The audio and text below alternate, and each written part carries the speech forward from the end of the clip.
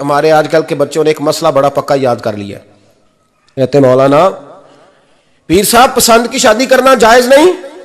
میں کہتا ہوں صاحب اور بھی بڑی چیزیں جائز ہیں، صرف ایک ہی شے جائز رہ گئی ہے، رسول پاک صلی اللہ علیہ وسلم سوائے اللہ کے کسی کے پابند نہیں، کسی کے پابند نہیں۔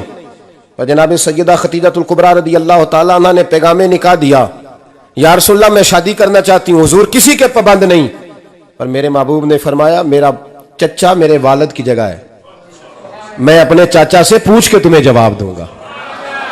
یہ ہے پسند کی شادی جو میرے نبی نے بیان فرمائی ہے۔ تو سارا کچھ کراس کر کر کے گزر جاتا ہے، یہاں تو حال یہ ہے کہ پالنے والا کوئی اور سائے میں بیٹھنے والا، باغ تیرے دی کر کر راکھی میں ساری عمر گزاری، تو جدوں اے پھل پکن تے آیا تے لے گئے ہور بپاری۔ میرے نبی پاک صلی اللہ علیہ وسلم نے پہلے مرد کو حکم دیا، فرمایا حوصلہ بڑا کر، حوصلہ بڑا۔ فرمایا عورت ٹیڑھی پسلی سے پیدا ہوئی ہے تو یہ ٹیڑھی ہے، سیدھی کرنے کی کوشش کرو گے تو ٹوٹ جائے گی، لیکن سیدھی ٹیڑھی کے ساتھ گزارا کرو۔ لفظ بڑے حسین ہیں، حدیث میں جاگ رہے ہیں آپ لوگ جی، بڑے بڑے حسین لفظ ہیں۔ حضور نے فرمایا اگر تمہیں اپنی بیوی کی کچھ عادتیں ناپسند ہیں تو اس سے بغض نہ رکھو، بیوی سے بغض نہ رکھو۔ اگر کچھ عادتیں ناپسند ہیں تو کچھ ایسی بھی ہوں گی جو تمہیں بڑی پسند ہوں، جو پسند ہے ان پر توجہ کرو۔ ڈاکٹر اقبال، علامہ اقبال کہتے ہیں میرے پاس ایک آدمی آیا، اس نے آ کر کے کہا کہ میں اپنی بیوی کو طلاق دینا چاہتا ہوں۔ پہلے اس نے مرضی کی شادی کی، میں بات شروع میں کہہ چکا ہوں، بچے نوجوان انہوں نے ایک سنت بڑی حفظ کر لی ہے، کہتے ہیں مولوی صاحب سنت ہے مرضی کی پسند کی شادی کرنا جائز ہے۔ میں کہ صرف یہی جائز نہیں، اور بھی بڑی سنتیں ہیں، کسی اور پہ بھی توجہ کریں آپ حضرات، اور بڑی ذمہ داری سے بات کہہ رہا، نوجوان زیادہ غور کریں اور باقی جوانوں تک میری بات پہنچائیں۔ شادی بیاہ کے معاملے میں جذباتی پن کا کبھی مظاہرہ نہ کریں۔ آپ کے اندر کتنے بھی جذبات موجزن ہیں، یہ 2 3 4 منٹ کا رشتہ نہیں کہ ٹھیک ہے آپ دوست بدل لیں گے، یار بدل لیں گے، گاڑی بدل لیں گے، یہ نہیں، جوتا ہے یہ فٹ نہیں آیا تو بدل لیں گے، یہ زندگی بھر کا معاملہ ہے۔ اس میں بزرگوں کی، سیانوں کی اور حکمت والے لوگوں کی رائے لیں، اس کو سمجھیں، پرکھیں، پھر نکاح کا فیصلہ کریں، اس کو کبھی جذباتی نہ لینا۔ زندگی میں نوجوان جذباتی ہو کے، معاشرے کا، میڈیا کا شکار ہو کے شادی کرتے ہیں، پھر اسی تیزی کے ساتھ وہ ان رشتوں کو توڑ دیتے۔ میرے نبی پاک صلی اللہ علیہ وسلم نے فرمایا بغض نہ رکھو، کچھ عادتیں اگر ناپسند ہیں تو کچھ ایسی بھی ہوں گی جو تمہیں پسند ہوگی۔ ڈاکٹر اقبال کہتے ہیں ایک شخص میرے پاس آیا، میں لندن میں وکالت کرتا تھا، اس نے آ کے کہا کہ بیوی کو طلاق دینی ہے۔ میں نے کہا میں تجھے جانتا ہوں، تو نے تو پسند کی شادی کی ہے۔ کہا ہاں، اب میں طلاق دوں گا۔ کہتے میں نے اس کو کہا کہ بھائی تو سمجھ جا، کوئی بات نہیں، انسانوں کے اندر اختلاف رائے ہو جاتا ہے، تو نہ ایسا کر۔ نہیں جی مجھے دینی ہے۔ کہتے ہیں اس کے گھر والوں نے بھی سمجھایا، حتیٰ کہ بچی نے بھی معافی مانگی کہ مجھ سے بھول گئی تھی، میں غلطی ہو گئی، معاف کر دے۔ اس نے کہا نہیں، اب فیصلہ کر لیا تو کر لیا۔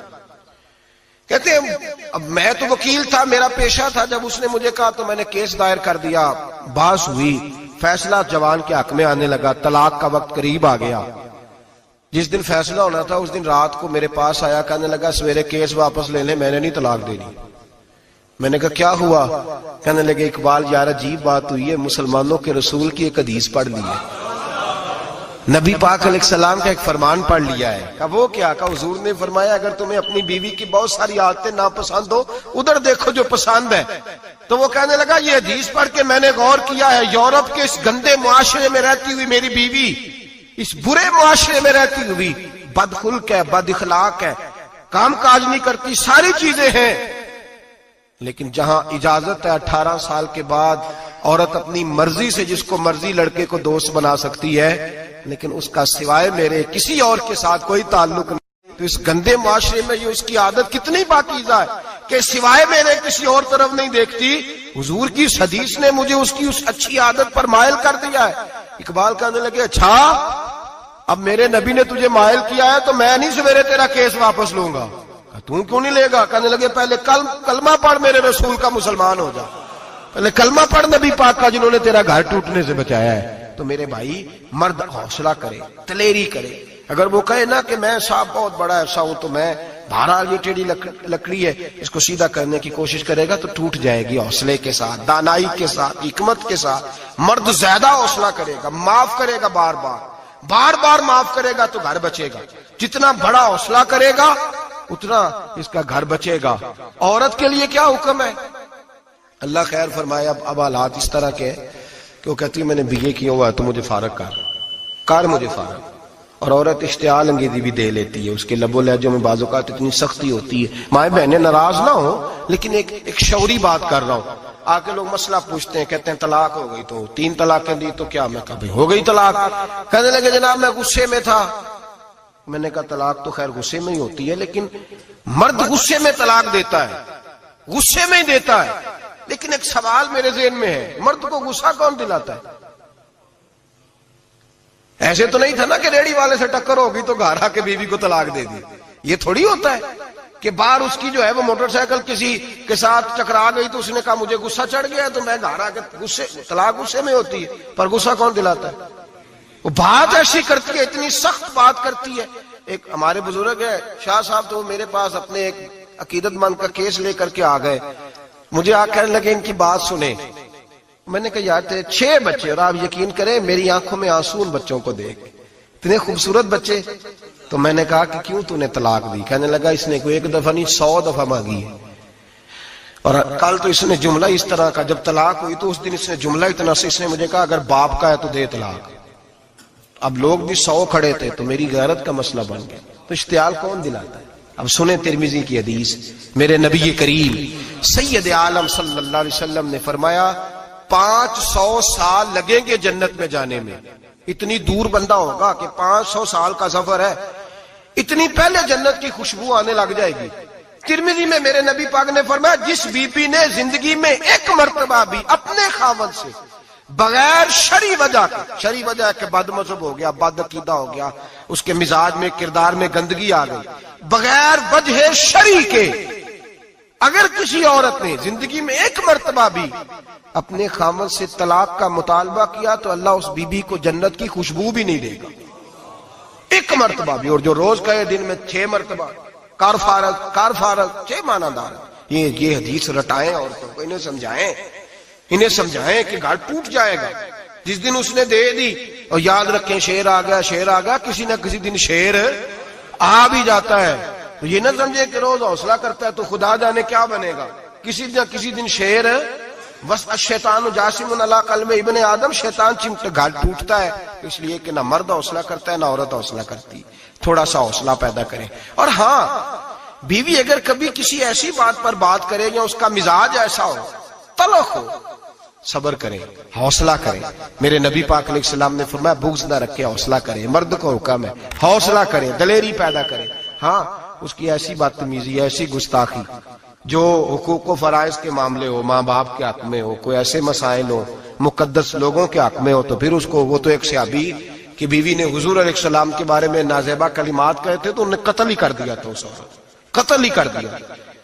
وہ معاملہ اور ہے، لیکن اگر اس کے مزاج میں تیزی ہے، اس کی طبیعت اس طرح کی ہے تو پھر مرد برداشت کرے۔ امیر المومنین سیدنا فاروق اعظم صحابہ میں سب سے زیادہ تگڑا اور رسول پسند آدمی، غصے کے لحاظ سے سب سے تگڑے ہیں، جلدی غصہ آتا ہے۔ ایک شخص کہتا ہے میری بھارے تگڑے قبیلے میں شادی ہو گئی، بیوی میری بڑی سخت تھی، اس کے لب و لہجے میں بڑی سختی تھی، وہ قبیلہ بڑا مالدار تھا تو میں بات نہیں کرتا تھا۔ ایک دن میری بیوی نے بڑے سخت جملے کہے تو میں جناب عمر کے پاس آ گیا۔ توجہ ہے آپ دوستوں کی؟ کہتے حضرت عمر کے پاس آیا تو میں نے دروازے پہ دستک دی، بیوی کی شکایت کرنے آیا کہ ذرا مہربانی کریں۔ تو کہتے ہیں جناب عمر اندر سے اٹھے تو ان کی زوجہ بولنے لگی، کہنے لگی بس آ گیا آپ کو کوئی بلانے والا؟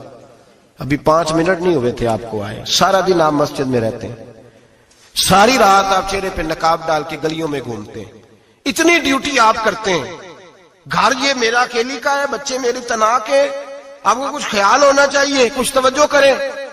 وہ شخص کہتا ہے وہ بی بی بولتی رہی اور جناب عمر ہنستے رہے، اور ان کی مسکراہٹ بھی میں سن رہا تھا۔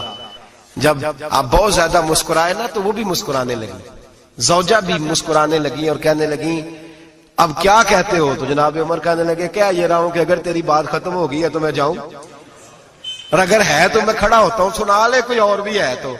یہ بات کہہ کے باہر آئے نا جناب سیدنا عمر فاروق، تو وہ شخص کھڑا تھا، آپ نے فرمایا کیسے آئے ہو؟ کہنے لگا حضرت جی میری ایڈی تو نہیں ڈاڈی، میں تو آیا تھا اپنی بات کرنے، تو یہ تو لفظ زیادہ سخت ہے، وہ اتنی سخت نہیں ہے جتنی یہ ہے، تو ذرا قبیلہ سخت ہے، تو میں شکایت کرنے آیا تھا، تو یہ تو آپ کا معاملہ بھی اسی طرح کا ہے۔ جناب عمر کا جو جواب ہے بڑا قیمتی ہے۔ آپ نے فرمایا میری بیوی میری ہر طرح کی خدمت کرتی ہے۔ لفظوں کا حسن دیکھیں، ایسے نہیں کہ بیوی کوئی کام بھی نہ کرے اور مفت کی چڑھائی کرے، وہ بھی درست نہیں ہے۔ فرمایا میری بیوی میری ہر طرح کی خدمت کرتی ہے، میں گھر نہیں ہوتا تو میرے بستر کو پاک رکھتی ہے، کسی کی جرت نہیں میرے بستر کو دیکھ بھی جائے، میرے بچوں کو جب میں بستر پہ بلاتا ہوں آتی ہے، میرے بچوں کا خیال رکھتی ہے، میں باہر ہی رہتا ہوں گھر کے، لیکن گھر کی ذمہ داریاں ساری اس نے اپنے کندھوں پہ لے لی ہیں۔ فرمایا میرے مزاج میں جلال ہے، میں روز اونچا بولتا ہوں تو سنتی ہے، میری بیوی ہے نا، میں اس کا لباس ہوں وہ میرا لباس ہے، کبھی کبھی وہ اونچا بولتی ہے تو میں بھی سن لیتا ہوں، بیوی جو میری ہے میری بیوی ہے نا۔ ایک جملہ میرے اعلیٰ حضرت کا ہے اور اعلیٰ جملہ ہے، اگر آپ کی سمجھ میں آ گیا تو ٹھیک، ورنہ وضاحت ہو نہیں سکتی، جگہ ایسی ہے کہ وضاحت نہیں ہو سکتی۔ اعلیٰ حضرت فرماتے ہیں جب میاں بیوی ہوتے ہیں، اس رشتے میں کوئی ان کے پاس وہ کسی کے سامنے نہیں ہوتے، عجیب معاملہ ہے کہ جب جھگڑا کرتے ہیں تو ساری دنیا کو بتاتے ہیں، لڑائی کرتے ہیں تو ساری دنیا کو شامل کر لیتے ہیں، جب تو میاں بیوی تھا تو کوئی شامل نہیں تھا۔